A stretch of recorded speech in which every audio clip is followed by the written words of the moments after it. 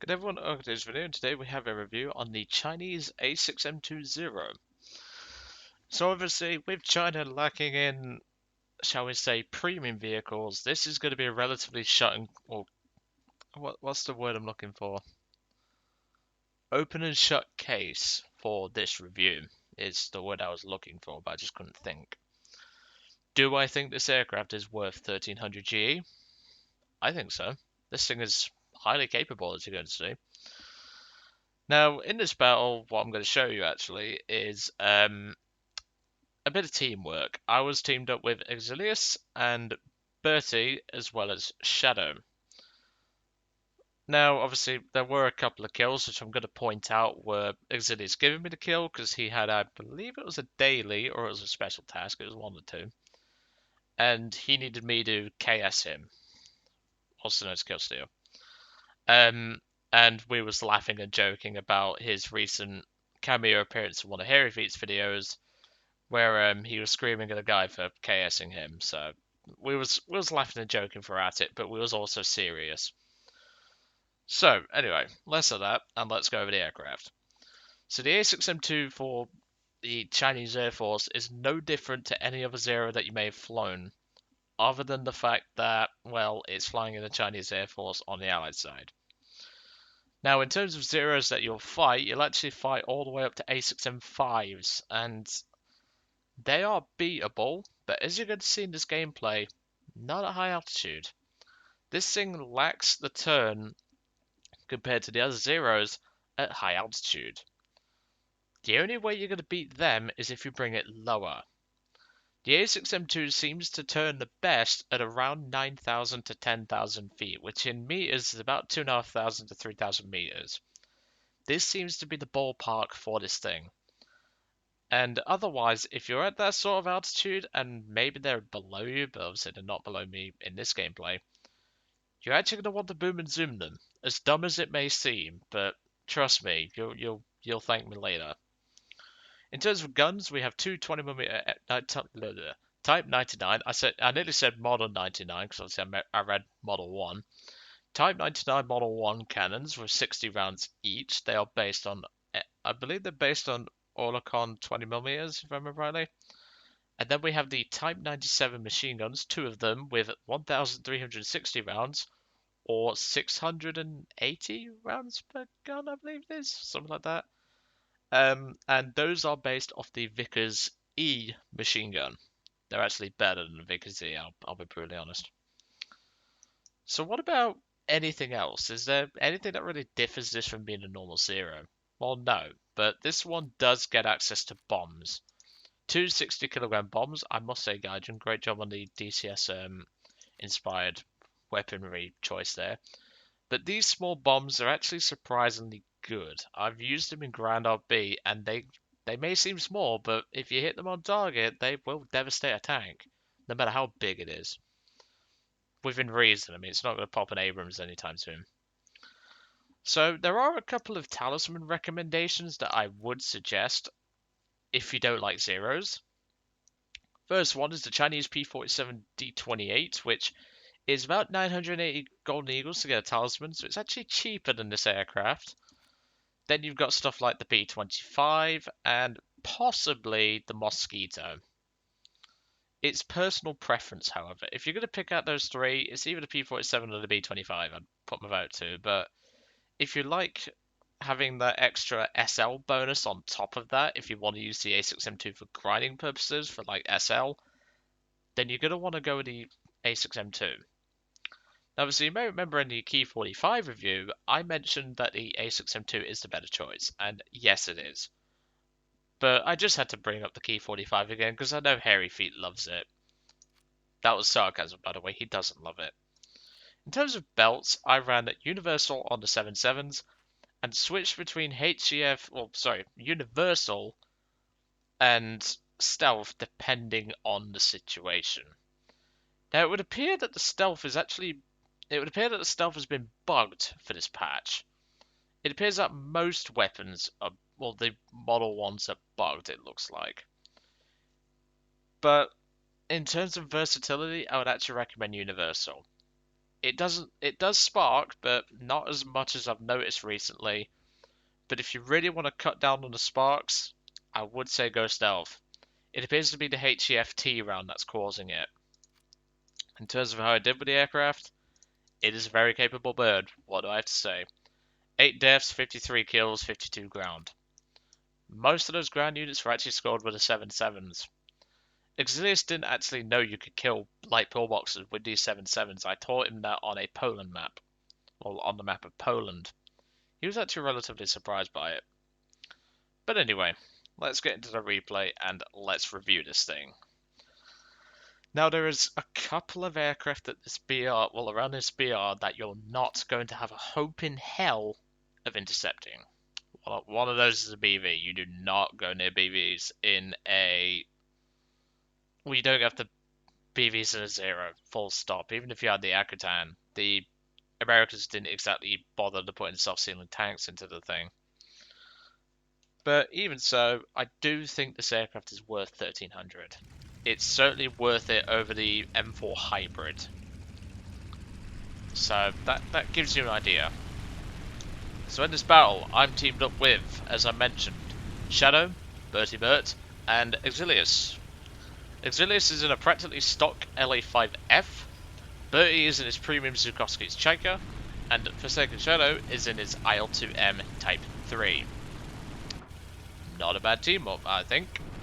You've got the ground pounding versatility of the IL-2, you've got a decent overall fire such as the LA5, you've got 2 dogfighters, one of which is a biplane, so even if I can't outturn the Zeros that we fight at higher altitude, Bertie can. And, well, unfortunately, Bertie doesn't exactly have the best of results in this battle. But he doesn't mind me using this one.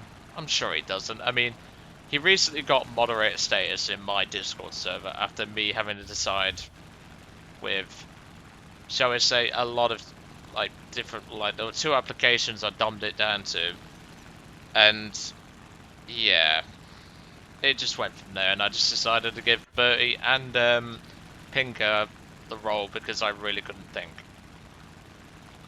So as you can tell, I've put it up to 8 times speed, and as you can tell, this is where I need to point out something. We're at 18,000 feet almost, and that is an A6M5 and that is an A6M3. This Zero doesn't actually turn as well as them at this altitude. The A6M5 and the A6M3 have engines that are better. I believe they also have superchargers for this altitude. So you can sort of understand where I'm coming from. The A6M2, as far as I know, lacks a supercharger. Now you'll notice there I didn't actually fire the 20mm. And at this point I popped the flaps, and to be fair I shouldn't have taken it this slow. But as you can see, the A6M5, although a lot of people knock the A6M5 for its maneuverability, it is actually keeping with me in the turns. And obviously I've got an A6M3 coming in. So I simply said, right, I'm going to make him do 1 full rotation, and I'm going to put it in a steep dive. I'm going to try and drag these guys down. Because obviously, one thing's for certain is that these Chinese Zeros, whenever a Japanese Zero sees them, they tend to see red. They're like balls, they really will come for you. Which is why if you're going to knock anything out of the sky, you're going to want to knock the Zeros out. They're going to be a pain in the arse. So right there, Bertie Bert's on that A6M5, but unfortunately, I'm telling him at this point, break A6M3 all over you. Now he has crit that A6M5, but unfortunately the A6M3 has just cleaned his clock. But don't worry, I'm going to avenge him. Kill number 1, and a dodge out way to avoid the A6M3 Mod 22 Co, which again is another underestimated Zero. And right there, scoring a nice hit to the wings and obviously the fuel, which I'm surprised I didn't set it on fire, to be really honest. Exilius actually almost shot me there, but well, I'm trying to get shots in. He needs assist.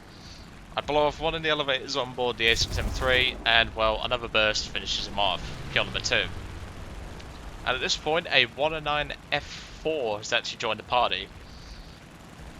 Now, we are actually in a pretty good situation for the most part. I mean, our team has mostly died because they went down low.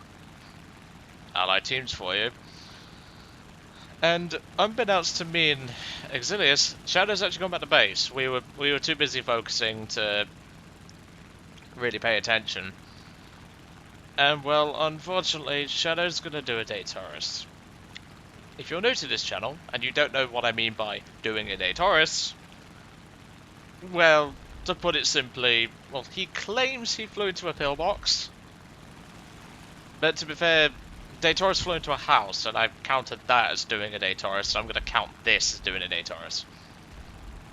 So here comes a G2, and well, I wouldn't advise that, but the guy falls for the oldest trick in the book. He actually self-baits himself. And the Mustang gets the bright idea to pull up straight in front of a stalling G2 Trop, which, as you can tell, he takes a big smack because of it. I don't know what was going on in that guy's mind, but... well, I mean, can't fix stupid, can you? And at this point, I'm locked onto the G2's arse. There's nothing this poor sod can do. Now, I am having to lose a bit of speed because the Zero was getting A bit fat, and B, I was about to give him a kiss on the arse, which you don't want to do that in a Zero. You won't end very well. This thing's made of bamboo soaked in flipping fuel, so... But as you can tell, the 7.7s can actually work once you throw enough shit at the wall. Because after all, the old saying is, throw enough shit at the wall and some of it is eventually going to stick. Fair enough, it's not the eventually part, it's just some of it's going to stick, but whatever. I changed it for the purpose. And at that point, I thought I was getting hit by something, but no, that was flak. Like, as in, hit by a player. No, that was flak. They just love that shit. So at this point, Exilius has actually damaged that BF-109, and he's saying, right, I've crit him, I need someone to kill him. I need you to kill Steel. And I've already been making pew pew pew noises in the VC as we was playing, because, well, I just wanted to. And I thought at this point he was going to go down, but no, he still wants to try and get back. But for some reason he decides to just pull it vertical. Obviously I'm trying not to ram him here. And I said, look, if any one of us is going to be very honourable, it's going to have to be me. But luckily the BF-109 goes down, Exilius gets his second assist, and I get my fourth kill. But obviously my Zero is damaged, I now need to take the aircraft home, so that's what I'm going to do. So I do the old trick, climb at 5 degrees, and just let the plane fly off, because, well, that's all we really need to focus on. And at this point, the enemy team has been reduced to 2 BVs, which, don't go near those, a Focke-Wulf 190, and 2 Zeros. Obviously, Exilius is a good player, and I can trust him to take out the 190s, possibly the BVs. But unless he has altitude, he's not going to pop a Zero unless the Zero's dumb enough for a head-on. But you'll be surprised what some people actually do. So do you remember that Mustang from earlier on? He's chasing a BV. Now he does get the kill on the BV, but as you can tell, he's got their last 3 fighters on him. Although the Mustang does, I don't think he makes it. I think he gets shot down by the 190. He does actually do his job of bringing them down. So I said to Exilius, look, I'll take the Zero, you deal with the Focke-Wulf. I will not be able to catch Focke-Wulf, you will. I will deal with the Zeros. And he was like, okay, that's fine by me. And I begin pulling maneuvers to try and get the A6M2 to pull up for a bait. And you'll be surprised just how dumb some of the Zero pilots are. They seem to think they're invincible. And when they meet a Chinese Zero flown by an experienced pilot, they don't know what to do. And as you can tell, this guy doesn't have a monkey as to what to do. I don't know what he was trying to do. I think he's trying to make me cut in front of his guns or something, but I may not be like the most intelligent 24/7, but really, this was never gonna work, dude. I had an altitude advantage and I had the skill advantage, and there he goes for my ace in a day. Now it's down to just one BV, and that's Zero, who is trying to shoot at Exilius from out of gun range of Zero. Great job. That's really going to work out well for you. So I said to Exilius at this point, look, point your nose down, floor it. We've got me and a Mustang. If the Mustang don't get him, I will. So, yeah. Mustang goes in for a shot. He actually scores a crit, but obviously the Zero is breaking in front of my guns. And I put a good hit in myself, but... well, the Zero pilot is... I don't know what he was doing, but... well. And Exilius actually wanted him to... well, the pilot of that Zero to actually survive that crash, but... to get another assist, but unfortunately that was not the case. So yeah, I do recommend this aircraft to those that enjoy a good little bit of seeing red and having the enemy team Zeros focus you, because it is actually quite fun to have some dogfights. Realistically though, I think the P-47 would do better for most players with a Talisman, but at the end of the day, it's your personal preference. I personally think this thing is worth it. But anyway, I will see you, well, I hope you enjoyed today's video on the A6M2 Zero for China, and I will see you all on the next one.